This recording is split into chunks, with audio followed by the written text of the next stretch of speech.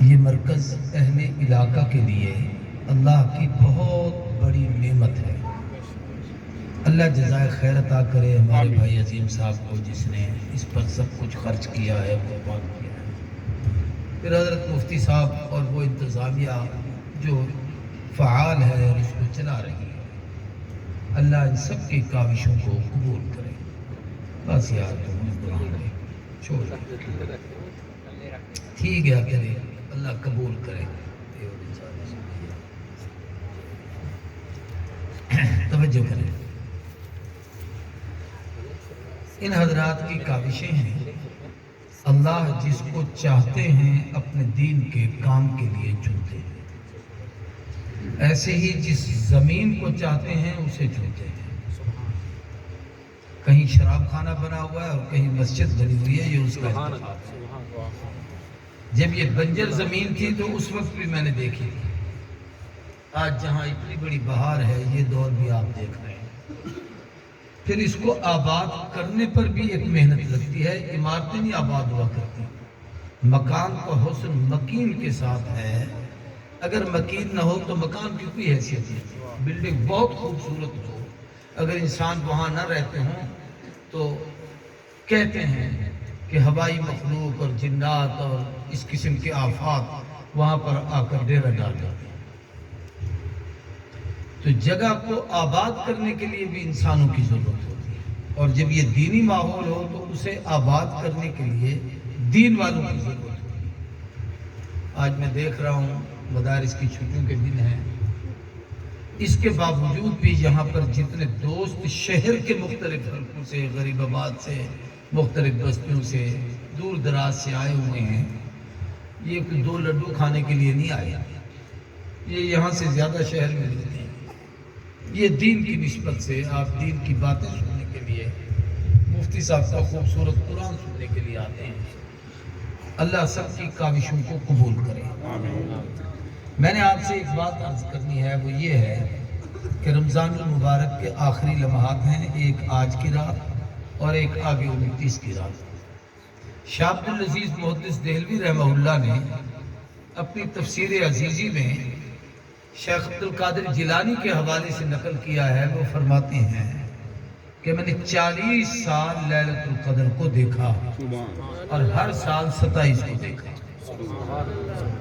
اور اس پر انہوں نے قرآنی دلیل پیش کی ہے شاہ عبد العزیز نے، کہ لفظ لیلۃ القدر اس میں 9 حرف ہیں، لیلہ، لام یا لام ہا، القدر، الف لام قاف دال را، یہ 9 حرف ہیں۔ اور لفظ لیلۃ القدر قرآن میں 3 دفعہ ہے، انا انزلناہ فی لیلۃ القدر وما ادراک ما لیلۃ القدر لیلۃ القدر خیر من الف شہر۔ 9 کو 3 سے ضرب دو تو 3 نم 27 ہوتا ہے۔ سبحان اللہ۔ شاید یہی حکمت ہے کہ 27 کو اکثر علماء کا دھیان اس طرف ہوتا ہے کہ آج کی بہار لیلۃ القدر۔ سبحان اللہ۔ ایک تو گزارش یہ ہے کہ یہاں سے اٹھنے کے بعد رات کا باقی حصہ یوں ضائع نہ کریں، کم از کم 200 دفعہ سورۃ اخلاص پڑھیں، استغفار کی ایک تسبیح پڑھیں، درود شریف کی ایک تسبیح پڑھیں، کلمہ طیب کی ایک تسبیح پڑھیں، اور اسی طریقے سے اپنی استعداد کے مطابق صدقہ کریں کہ اس رات کا ہر عمل خیر من الف شہر، 1000 مہینے سے بہتر ہے۔ سبحان اللہ۔ 1000 مہینے کے 83 سال 4 ماہ بنتے ہیں، یعنی وہ سال جن سالوں میں لیلۃ القدر نہ ہو، ایسے 83 سال 4 مہینے گزرے، اور یہ ایک رات اگر کسی کو مل جائے تو یہ اس سے بھی بہتر ہے۔ سبحان اللہ۔ اس رات کی بات ہے۔ حدیث میں بڑا عجیب جملہ ہے، حضور نے فرمایا لیلۃ القدر خیر من الف شہر، من حرم فیہا فقد حرم عن خیر کثیر۔ لیلۃ القدر 1000 مہینے سے بہتر ہے، لیکن جو اس میں محروم ہو گیا وہ بہت بڑی خیر سے محروم ہو گیا، اس سے بڑھ کر یوں سمجھ لیجئے کہ بدبخت زمین پر کوئی ہے ہی نہیں جو لیلۃ القدر کی رات محروم ہو۔ میں صرف نشاندہی کرتا ہوں۔ حضور نے فرمایا، ایک روایت میں 4 اور ایک میں 5 آدمی ایسے ہیں جن کی اس رات بھی مغفرت ہے۔ ان میں سب سے پہلا وہ ہے جو شرک کرتا ہے۔ من اشرک باللہ شیئا، اللہ کے ساتھ کسی کو شریک ٹھہرایا ہے، اس کی ذات میں، صفات میں، عبادات میں مشرک آدمی کی مغفرت میں۔ دوسرا فرمایا جس نے والدین کی نافرمانی کی، جن کے والدین زندہ ہیں، یہ رات ان کو منانے کی اور معافی مانگنے کی ہے۔ کچھ بھی آپ نے نہیں کیا اور والدین کو منا لیا ہے تو سمجھ لو لیلۃ القدر پا لی ہے۔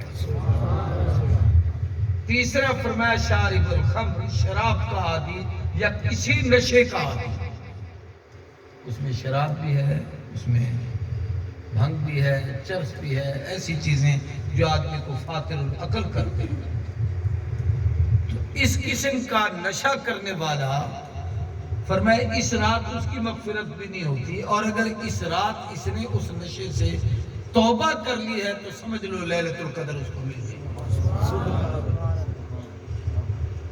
چوتھا آدمی وہ کہ جو دو مسلمان آپس میں کسی ذاتی معاملے کی وجہ سے، زمین ہے، جائیداد ہے، گھریلو جھگڑا ہے، آپس میں کوئی لین دین کا معاملہ ہے، دکان پر بیٹھے تھے اختلاف ہو گیا ہے، کاروبار میں کسی بھی وجہ سے لڑے ہیں اور دل میں بغض، کینہ اور حسد اور نفرت آ گئی ہے اور ان کے درمیان اختلاف ہو گیا ہے، تو جب تک وہ اس اختلاف کو ختم کر کے سینوں کو صاف کر کے ایک دوسرے کو سینے سے نہیں لگاتے، اس رات ان کی مغفرت نہیں ہوتی، خاص ساری رات کھڑے ہو کر صلاۃ التسبیح جیسی عبادت بھی کرتا رہے۔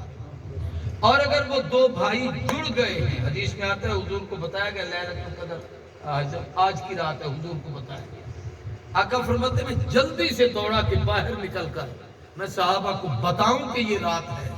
فرمایا میں جب دروازے پہ پہنچا تو دو مسلمان لڑ رہے ہیں، ان کی لڑائی دیکھ کر حضور کو صلی اللہ علیہ وسلم کو غصہ آیا کہ میں کتنی بڑی نعمت بتانے آ رہا ہوں، یہ پاگل لڑ رہے ہیں۔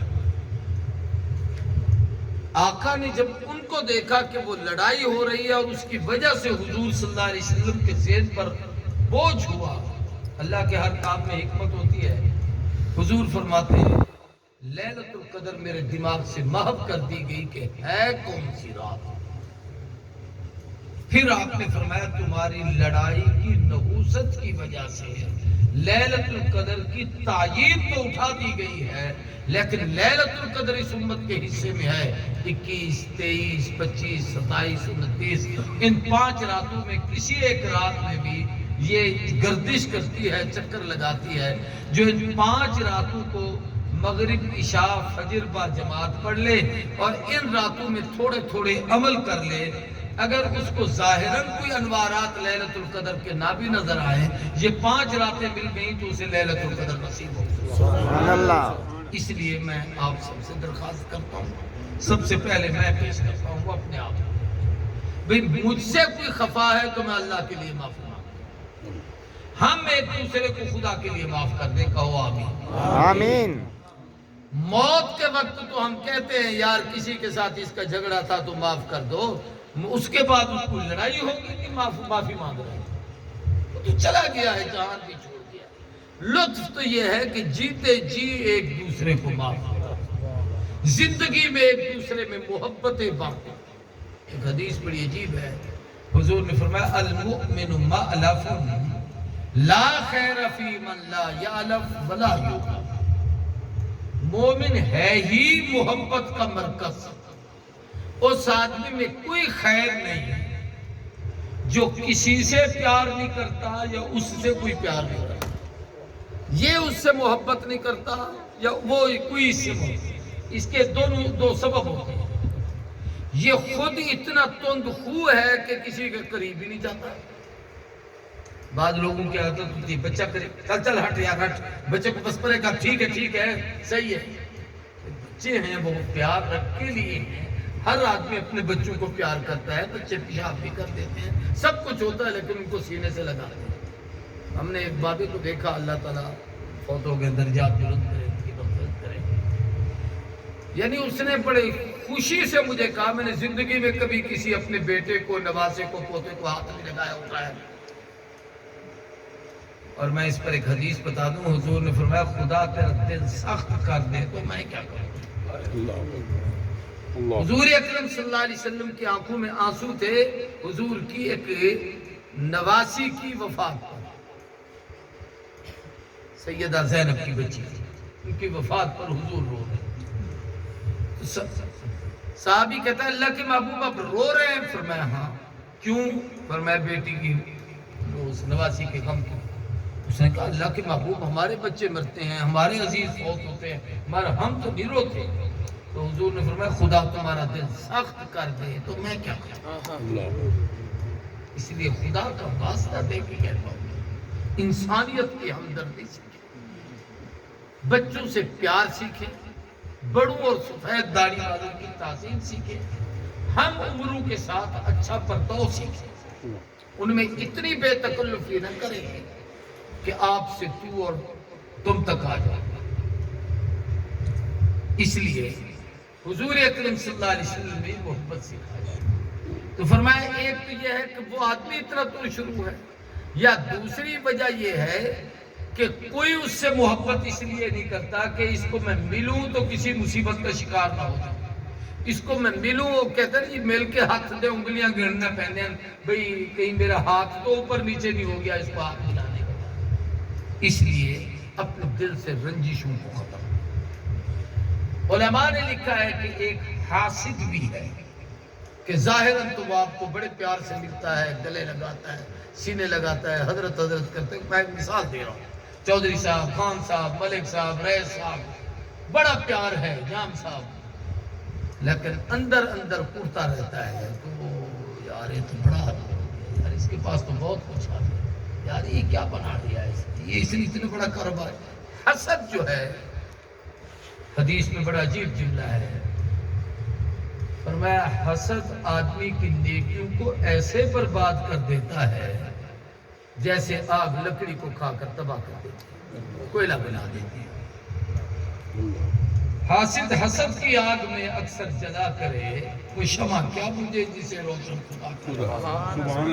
نقصان یہ ہوتا ہے کہ حاسد جب حسد کرتا ہے یہ اندر اندر گھلتا چلا جاتا ہے، حاسد کا بچتا کچھ نہیں اور محسود کا بگڑتا کچھ نہیں، اس کو اللہ اور عزت دے دیتا ہے۔ تو میں نے یہ چیزیں اس لیے بتائیں کہ ہم ان بیماریوں کا شکار ہیں، آج رات ان سے توبہ کر لیں تو اللہ قبول فرما دے گا۔ آمین۔ آخر میں ایک بات اور ہے، وہ دل پر لکھی چھوٹی سی، بالکل بڑی مختصر ہے، کہ رمضان ہماری پریکٹس کا مہینہ تھا، اب ہم نے پھر آگے 11 مہینے گزارنے ہیں۔ نصیب ہے اگلے سال کون جیتا، کون زندہ، کون مرے، اور کس کا مقدر ہے یہ اللہ کو پتا ہے، میں اور آپ نہیں جانتے۔ لیکن اعمال کی قبولیت کی 3 شرطیں ہیں، جو آدمی 3 کام کر کے کوئی عمل کرتا ہے تو اس کا عمل ضرور قبول ہوتا ہے۔ ان میں سب سے پہلی چیز عقیدے کی درستگی، کہ ہمارا عقائد درست ہوں، توحید کا، رسالت کا، قیامت کا عقیدہ، فرشتوں کے متعلق عقیدہ، ختم نبوت کا عقیدہ، صحابہ اہل بیت کے احترام کا عقیدہ، عقائد درست ہوں۔ ابو جہل نے 60 حج کیے تھے اور حاجیوں کے لیے دسترخوان لگاتا تھا اور پانی پلاتا تھا۔ پانی بڑا اعزاز ہے، اس لیے کہ عرب میں پانی کہیں ملتا ہی نہیں تھا، اور اب بھی وہاں نہیں ہے، پتہ نہیں باہر سے آتا ہے یا وہی زمزم کا کنواں ہے۔ تو وہ پانی ان لوگوں کو پلاتا تھا۔ 60 حج کیے، لیکن ایمانداری سے بتائیں جنت میں گیا جہنم میں گیا؟ جہنم میں۔ کیوں؟ عقیدہ صحیح ہے۔ تو اپنے عقیدے کو درست کرنے کے لیے فیس بک کا مطالعہ نہ کیا کریں، علماء سے درس قرآن سنا کریں۔ جو یہاں کے دوست ہیں مفتی صاحب کے درس میں بیٹھا، بچے بھی پڑھتے ہیں، یہاں بچیاں بھی پڑھتی ہیں، اور مفتی صاحب کے بیانات بھی ہوتے ہیں، اس میں شریک ہوا۔ دوسری قبولیت کی شرط یہ ہے کہ اپنی نیت کا قبلہ درست کرے، مخلوق کا دکھاوا نہ ہو، خالق کی رضا کے لیے ہو۔ بس یہ کام اس لیے کر رہا ہوں کہ میرا رب مجھ سے راضی ہو جائے، میں اس لیے کرنا چاہتا ہوں کہ اللہ مجھ سے خوش ہو جائے، بس اتنی بات۔ اور اگر یہ ہے کہ حاجی صاحب خوش ہو جائیں، حضرت قاری صاحب خوش ہو جائیں، مفتی صاحب خوش ہو جائیں، جام صاحب خوش ہو جائیں، رئیس صاحب خوش ہو جائیں، تو قیامت کے دن ایک حافظ، ایک عالم، حافظ قاری، عالم، ایک شہید، ایک سخی، یہ اللہ کے دربار میں پیش ہوں گے۔ ایک شہید، اللہ فرمائیں گے کیوں یہ کام کیے تھے؟ وہ کہیں گے اللہ تجھے خوش کرنے کے لیے، حدیث میں بڑا سخت لفظ ہے، اللہ فرمائیں گے کذب تھا، جھوٹ بولتا، تو چاہتا تھا دنیا میں میری شہرت ہو، میرا نام ہو، میری آواز بڑی اچھی ہے، لوگ واہ واہ کریں، میں قرآن ایسا پڑھتا ہوں، لوگ حضرت قاری صاحب کہیں میں تقریر اچھی کرتا ہوں، دنیا مجھے اعزاز اور سلامی پیش کرے۔ وہ تمہیں کہا جا چکا، بدلہ مل گیا، اللہ کہیں گے میرے پاس اب کوئی بدلہ نہیں سوائے اس کی کہ میں تجھے جاننا کیا دوں، ساری زندگی برباد ہو گئی۔ تو پہلی چیز یہ ہے کہ عقیدہ درست کرو، اور دوسری چیز کیا ہے؟ اپنی نیت صحیح کرو کہ صرف رب راضی ہو، سب سے رشتہ توڑ بابا، رب سے رشتہ جوڑ بابا۔ رب راضی تو سب راضی، رب راضی نہیں تو پھر کوئی بھی راضی نہیں۔ اور تیسری چیز پوری توجہ سے اور انہماک سے غور کریں گے تو میں وہ بات سمجھانا چاہتا ہوں، وہ یہ ہے کہ اعمال کی قبولیت کے لیے سب سے بڑی شرط یہ ہے کہ اتباع سنت، بس ہر کام کرنے سے پہلے عالم سے تحقیق کر لیں یہ حضور کی سنت ہے تو کرتا ہوں، نہیں ہے تو نہیں کرتا۔ شادی کر رہا ہوں، اس میں ہم نے یہ رسمیں دنیا کی کرنی ہے، مزاج ہوتا ہے، فلاں حال میں کریں گے، اس میں اتنے لوگ آئیں گے اور اتنوں کو کھانا کھلائیں گے اور یہ کریں گے۔ اب عالم سے پوچھیں کہ اس میں ولیمے کے متعلق شریعت نے کیا کہا ہے، نکاح کی تقریب کے متعلق کیا کہا ہے۔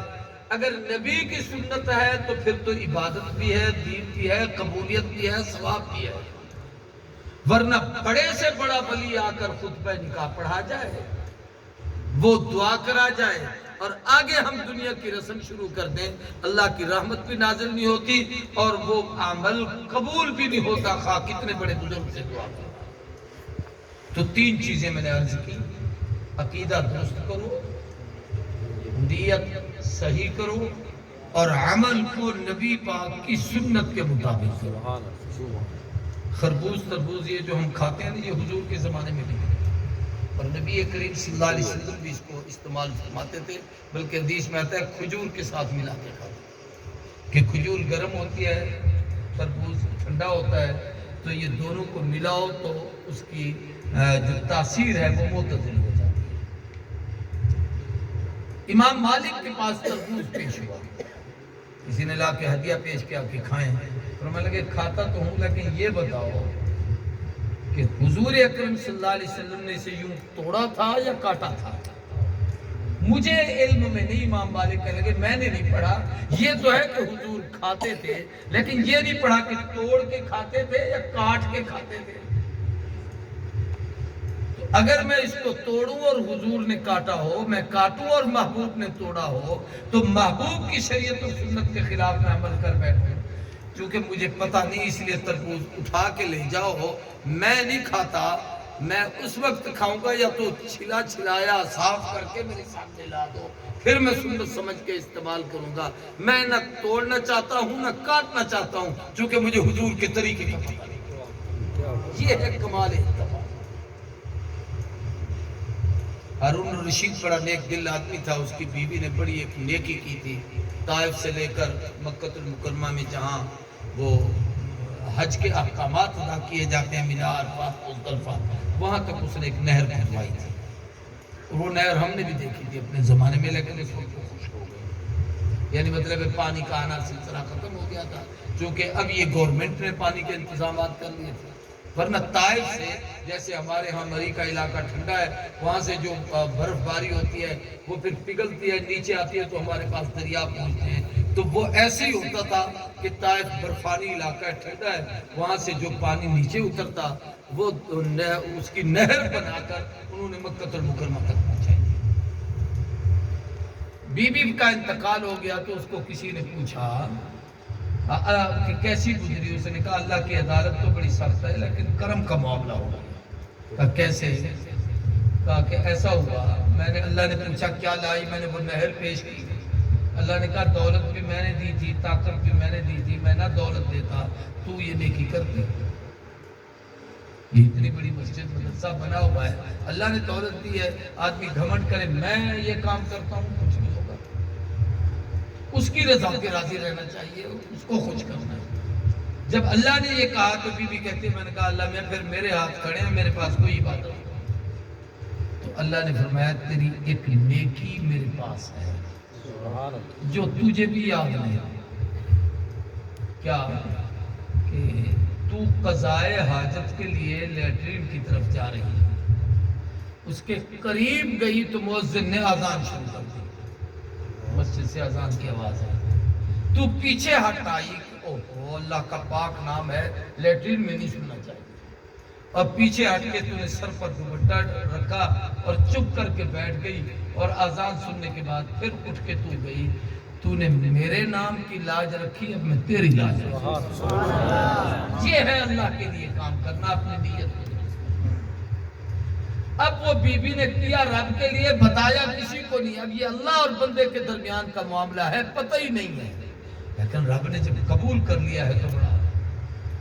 تو یہ تین کام ہم نے کرنے ہیں، اپنا عقیدہ درست کرنا ہے اور وہ علماء کی خدمت کرنا ہے، ہم نے اپنی نیتوں کو صحیح کرنا ہے اور ہر وقت اس کو ٹٹولنا ہے کہ رب کے لیے کر لوں یا مخلوق کے دکھاوے کے لیے، اور اتباع سنت کرنی ہے کہ نبی کریم صلی اللہ علیہ وسلم کا کھانے میں طریقہ۔ پھر ایک بات یاد رکھیں، باقی جتنی قومیں ہیں بے شک نبیوں کے بھی امتی کیوں نہیں، اس وقت عیسائی اپنے آپ کو عیسیٰ کے امتی کہلاتے ہیں، یہودی اپنے آپ کو موسیٰ علیہ السلام، وہ ایام مناتے ہیں اس لیے کہ ان کے پاس ان نبیوں کی زندگی نہیں جسے اپنائیں، صرف تعلق جتلانا ہوتا ہے۔ آج کرسمس ڈے ہے، اکیلے مسلمان ہیں جن کے پاس صبح سے شام اور شام سے فجر تک کے ایک ایک سیکنڈ کی حضور کی زندگی، کھانا پینا سونا بولنا چلنا پھرنا، ہر کام کی دعا، ہر عمل کی ترتیب، اولاد سے تعلق، ماں باپ سے تعلق، عزیز و رشتہ داروں سے تعلق، بیوی سے تعلق، بچوں سے تعلق، آپس میں محبت مودت، جنگ سلو، سارے معاملات میں حضور کی رہنمائی موجود ہے، سیرت موجود ہے۔ ہمیں اس لیے مسلمانوں کو حضور کی سیرت سے کسی یوم کو نبی کی نسبت سے منانے کا اسلام نے کبھی نہیں کہا۔ عبادت کے لیے کہا ہے کہ جمعہ کا دن عبادت کا دن ہے، عید کا دن عبادت کا دن ہے، قربانی کا دن تمہاری قربانی کا دن ہے، عرفہ کا دن تمہارے حج کا دن ہے، محرم کی 10 تاریخ یہ حضرت حسین کی وجہ سے نہیں ہے، یہ پہلے سے اللہ تبارک و تعالیٰ نے انبیاء علیہ السلام میں بہت سارے واقعات اس طرز کے ہوئے کہ حضور اس دن کو روزہ رکھنا مستحب سمجھتے تھے، تو حضور صلی اللہ علیہ وسلم نے عمل کیا۔ تو یوں ہمارے عبادات کے ایام تو ہیں، لیکن عیسائیوں کی طرح کرسمس ڈے کا یوم منانے کا ہمارے ہاں کوئی تصور نہیں۔ یہ ہم کہتے ہیں آج ابو بکر کا یوم وفات ہے، آج حضرت عمر کا ہے، آج فلاں بزرگ کی پیدائش ہے، آج فلاں کا فلاں، یہ ہم نے اپنے طور پر تاریخیں تو یاد کی ہوئی ہیں، لیکن شریعت نے ہمیں پابند نبی کی سیرت کو عمل کرنے کا کہا ہے، کسی یوم منانے کا نہیں کہا۔ اس لیے جب جس کے پاس ساری سیرت ہے وہ کسی چیز کا محتاج نہیں کہ وہ ایک دن کوئی جھنڈیاں لگا لے، ایک دن کھڑے ہو کر جناب کوئی محفل تقریب منعقد کر کے کہے بس اب ہم نے پورا سال چھٹی ہو گئی ہے۔ ہمارے یہ شریف میں یار ہیں کوئی ہماری سودگاں، وہ سال میں ایک سالانہ رج بھی کرتے ہیں، 6 دن ان کا جلسہ ہوتا ہے۔ میں گیا تو میں بہت خوش ہوا، میں نے کہا یار کمال کر تو 6 دن رات علماء آتے ہیں، تقریر محفلیں ہوتی ہیں جلسہ ہوتا ہے۔ تو ان میں ایک سودا قوم کا ہے، وہ عالم ہے، اس نے کہا سی ساری برادری دا نہ پوچھو ہینے چڑھائیو جلسہ بلا مسیح تے چکا نہیں کرتے بلا سال دے بعد چندہ کٹھا کریں دیں تو یہ جلسہ کریں دیں، بس اصل زندگی یہ ہے کہ دن رات حضور کی سیرت کے مطابق انسان۔ اللہ عمل کی توفیق دے، باتیں بہت زیادہ ہو گئی، میں نے اتنی کرنی نہیں تھی۔ اللہ ہم سب کو باہمی محبت نصیب فرمائے، جن کاموں سے بچنا ہے اللہ بچنے کی توفیق عطا فرمائے۔ آمین۔